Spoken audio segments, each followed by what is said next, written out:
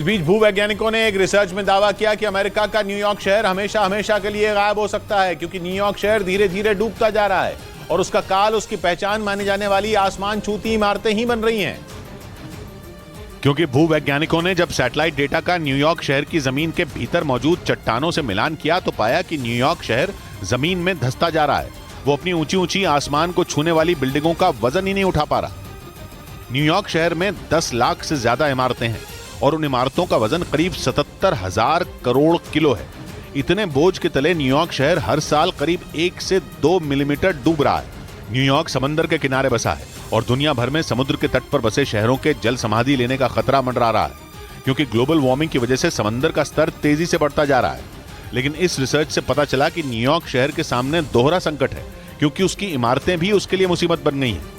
इधर 3 दिन तक लगातार गिरावट के बाद शेयर बाजार में तेजी लौटी, जिससे निवेशकों को एक ही दिन में 79,000 करोड़ का फायदा हुआ। कई शेयरों में तेजी के बाद शेयर बाजार हरे निशान पर बंद हुआ और इसकी सबसे बड़ी वजह आईटी, ऑटो, बैंकिंग और टेक शेयरों में भारी तेजी रही, जिससे एक ही दिन में निवेशकों को 79,000 करोड़ की कमाई हुई।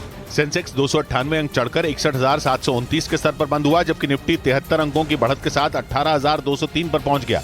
उधर पश्चिमी मीडिया के मुताबिक ईरान में 3 लोगों को फांसी दे दी गई। तीनों को सरकार के खिलाफ हिजाब विरोधी प्रदर्शनों के दौरान गिरफ्तार किया गया था और दोषी पाए जाने के बाद उन्हें फांसी के फंदे पर लटका दिया गया। माजिद काजमी, सालेह मीर हाशमी और सईद याकूब नाम के इन 3 प्रदर्शनकारियों को फांसी दिए जाने की जानकारी ईरान की अदालत ने अपनी आधिकारिक वेबसाइट पर शेयर की। तीनों पर प्रदर्शन के दौरान सुरक्षा बल के 2 जवानों और एक पुलिस अधिकारी की हत्या का आरोप लगा था। हालांकि ईरान के मानवाधिकार संगठनों ने तीनों की सजा का विरोध भी किया था।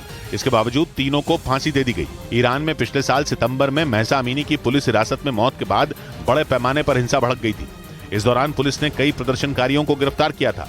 इस बीच दक्षिण प्रशांत महासागर में भूकंप के जोरदार झटके आने की वजह से सुनामी का अलर्ट जारी कर दिया गया। अमेरिका के मीडिया के मुताबिक इसकी तीव्रता रिक्टर स्केल पर 7.7 मापी गई, जिसके बाद दक्षिण प्रशांत महासागर में मौजूद देश Fiji, Solomon islands, new Caledonia और किरिबाती में सुनामी का अलर्ट जारी कर दिया गया और उन देशों की सरकारों ने लोगों को घरों से दूर जाने के निर्देश दिए, क्योंकि ये कोई मामूली भूकंप का झटका नहीं था, बल्कि तुर्की में आए विनाशकारी भूकंप जैसा ही था। समंदर में आए इस भूकंप की तीव्रता रिक्टर स्केल पर 7.7 मापी गई। अलग अलग जगहों पर भूकंप की तीव्रता मापने वाली संस्था USGS ने अपने सर्वे में बताया कि ये भूकंप जमीन की सतह से करीब 10 किलोमीटर की गहराई में आया था।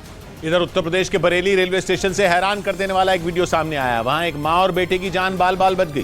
पूरी घटना वहां लगे CCTV कैमरे में रिकॉर्ड हो गई, जिसमें दिखा कि जैसे ही महिला ने अपने बेटे को गोद में लेकर चलती ट्रेन से उतरने की कोशिश की, उसका पैर फिसल गया और वो ट्रेन और प्लेटफॉर्म के बीच आ गई।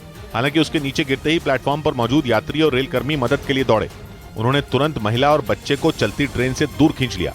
ऐसे में अगर 1 सेकंड की भी देरी हुई होती तो महिला की जान जा सकती थी। बताया गया कि गलती से महिला गलत ट्रेन पर चढ़ गई थी और हड़बड़ाहट में ट्रेन से नीचे उतरने के दौरान यह हादसा हो गया।